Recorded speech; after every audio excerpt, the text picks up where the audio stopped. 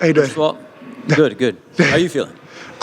Good. I mean, not the most excited for my performance. I know I can do better. So it's not like the most ecstatic feeling in the world, but overall I feel pretty good. Went out there, got the victory. Get right back to work on Monday, keep moving forward. Yeah. A lot of people online, as you may imagine, are debating, are split between who should have won.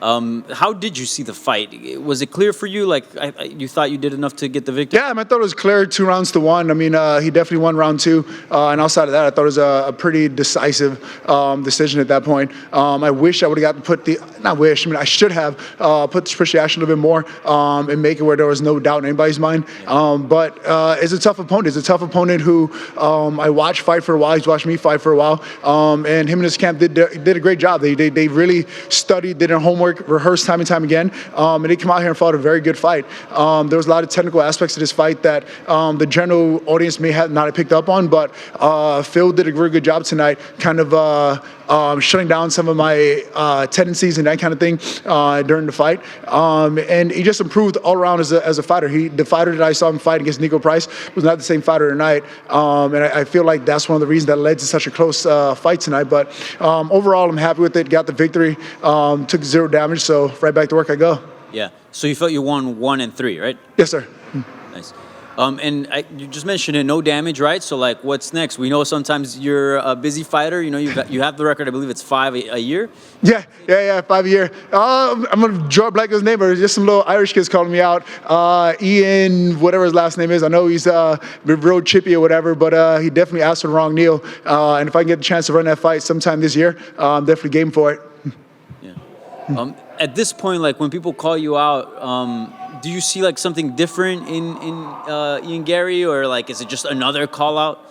With Ian Garry, like at the end of the day, like if I get called out, it means I'm doing something right, and it's up to me to go out there and show these young guys, like, maybe I shouldn't call Neal out again, kind of thing. But like that's the name of the sport. You want to be able to solidify yourself on the top and make sure that the guys are wanting to fight you. If you're the guy in the division that everyone's just kind of like, nah, I don't want to fight that guy. Give me somebody else, and you're not getting called. In my opinion, you're in a bad position. So the more call outs I'm getting, the more people are eager to say, I want to fight Neil Magny next. Listen to that I'm doing a good job and I'm in a good spot or whatever. And as long as those things keep happening, I'll be around for a very long time chasing goals, making history.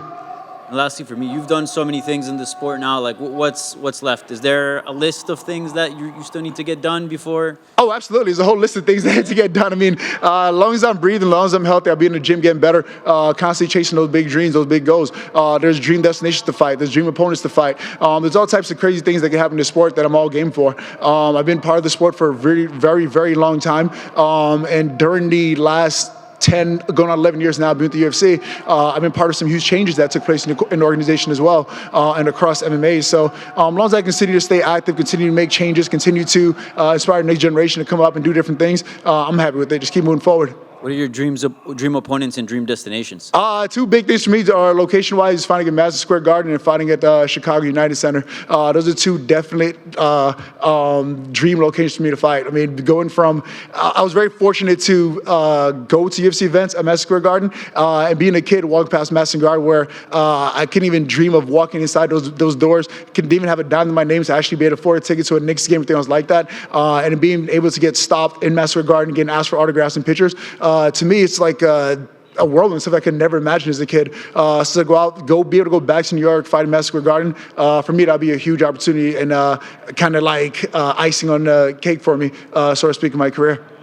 You just sort of gave a hint to it there. Can you remember the first time you had an interaction with a fan or a thing in your career happened that you stopped and thought, oh my God, I'm actually making it. I'm doing it. I'm really making this happen. Yeah, I mean, it was difficult because, like, everyone thinks, like, once you get to the UFC, once you get to Ultimate Fighter, that's like, oh, sweet, that's it, I made it, life is good. Not necessarily. I mean, the route of mixed martial arts is more of a struggling artist type route. Yes, you get there and you're on the quote-unquote big scene, you're on the big show, you're on that kind of thing. But as far as like the rest of your life, it doesn't necessarily catch up as quick. So I can remember my first year in the UFC going 1 and 2. And as you can imagine, like being on a 2-fight losing streak, getting to the big show, moving cross country. Though I had 3 fights in the UFC, financially it didn't necessarily set me up to be in the best place or whatever.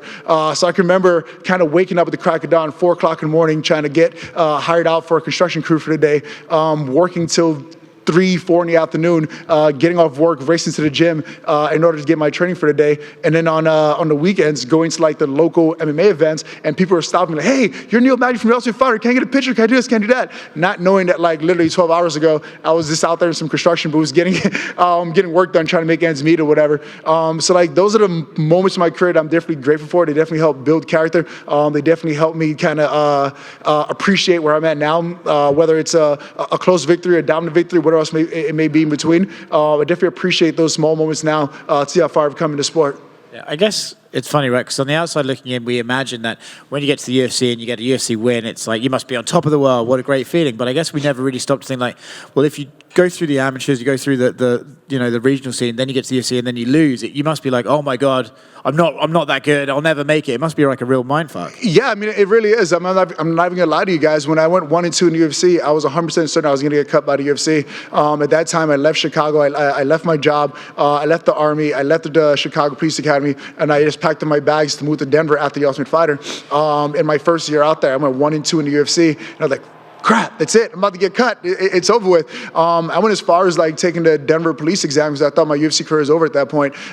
That's how this is where my mind was at that point. It's like, crap, I tried as hard as I could. I didn't make the cut. I'm about to get cut. Let me go ahead and make a life, keep moving forward or whatever. I went and took the exam and was ready to actually transition back into law enforcement or whatever at that point, way back in 2023. So to be here 10 years later, setting records, keep fighting, beating the guy that the young guys are calling out, I'm not going anywhere anytime soon. I still got some goals to meet in the sport.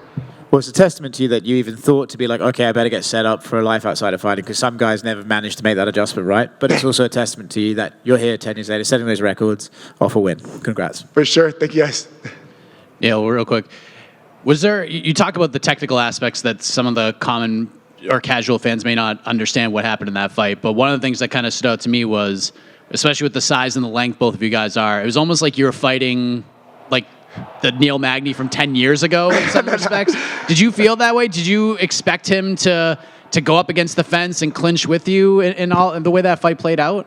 Even after the fight, I congratulate Phil and his team. They did a good job going into this fight. They were very well prepared. The way he was able to control against the fence and the way he was able to enter and unfence, it was a great job. I couldn't even fault. I was like, damn, bro, that's impressive. You just hit my move on me, kind of thing. That's cool, man. That's what the sport's all about. I mean, there are times that I go out there and I do a particular technique or something else. It's things that I got from the guys that went out there before me. Like I go out there and get a good position for ground and pound. It's not something that I'm reinventing. It's things that I've seen Matt Hughes do time and time again. I get taken out and fight well off my back at times. That's things I've seen guys like Miguel Torres do time and time again. So go out there and fight a guy like Phil Rowe, who I kind of know his history. I know how he's been along. I know the mutual respect that he and I both have for one another. I couldn't be necessarily surprised that he would take away some good things that I have done in the past and apply it to his own game. And that's why we fought this very close fight tonight.